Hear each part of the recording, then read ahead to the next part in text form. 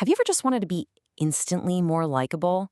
Well, today we're going to break down a really simple storytelling framework that can actually change how people see you. Let's get right into it. So, we've all heard stories that sound something like this, right? It's what you might call the classic perfect hero approach. You know the drill. You see a challenge, you absolutely crush it without a hitch, and then you get the big reward. It's the story we think we're supposed to tell if we want to impress people. But here is the wild, counterintuitive part. While you might think that perfect story sounds impressive, it's probably having the exact opposite effect. Instead of drawing people in, it's more than likely pushing them away. It creates this distance right when you're trying to build a real connection. And that brings us to the core issue we're going to tackle today, the perfect hero problem. It's this natural, almost instinctual habit we have of presenting this super polished, flawless version of ourselves and everything we've accomplished. There's some really fascinating psychology going on here because perfection, it doesn't inspire connection. It's just intimidating. It's actually a well-studied thing. When people who are seen as really competent show a small vulnerability, their attractiveness goes up. See, when you tell a story with zero struggles, your listener can't see themselves in it at all. It just creates a disconnect, and honestly, it can be a little boring. Okay, so if being perfect is the problem, then what in the world is the solution? This is where we get to introduce a really powerful and, counterintuitive idea, the Flaw-First framework. And the framework itself, it's actually super simple. It's just a storytelling technique where you lead with a small humanizing flaw before you get to the win. You're not hiding your success, not at all.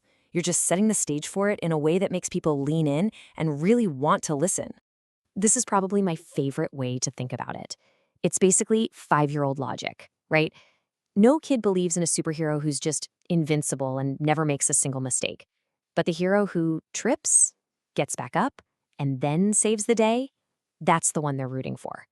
That tiny little moment of clumsiness is what makes the superpower believable. So now that we get the logic behind it, how do we actually put this thing into practice? Let's break down the mechanics. It's really just 3 simple, actionable parts. First, you start with the flaw. This is just a small, totally relatable moment of imperfection. Then comes the pivot. That's where you connect that little flaw to what happened next.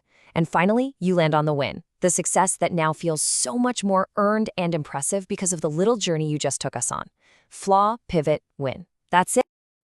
This next analogy just explains it perfectly. A flawless story can feel stiff, kind of uncomfortable, but adding a flaw, that's like breaking in a new pair of jeans. It makes the whole thing softer, way more approachable, and it just invites people to get a little closer. All right, so the theory is great, but let's see how this thing actually works out in the real world. I want to show you a couple of concrete before and after examples that really bring this to life. Okay, take this work story. The before is just, I closed the deal. It's fine, but it's totally forgettable, right? Now look at the after. You start by admitting you walked into the wrong conference room first. That tiny flaw, that little moment, it adds humor, it adds humanity, and it makes that final win feel so much more dynamic. It becomes a story people actually remember and repeat. Here's another one for just a casual social setting. I went to a great party. Again, it's okay, but it leads absolutely nowhere. Now compare that to the after.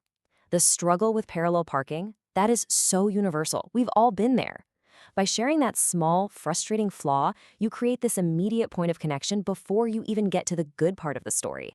And the best part about all this is that you can start using this framework literally today.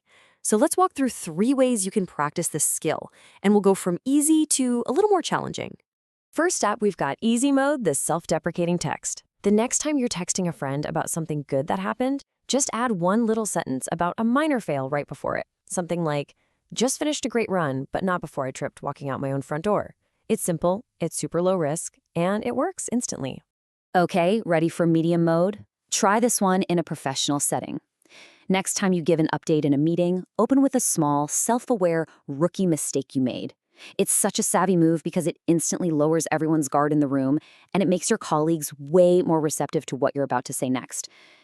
And finally, for those who are ready, we have challenge mode, the ugly photo story.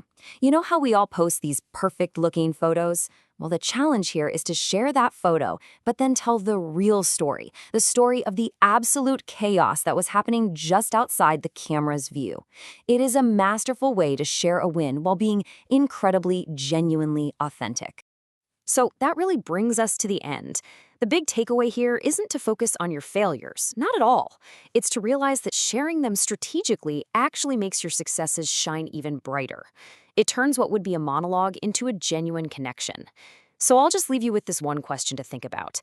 What small, relatable flaw will make your next story unforgettable?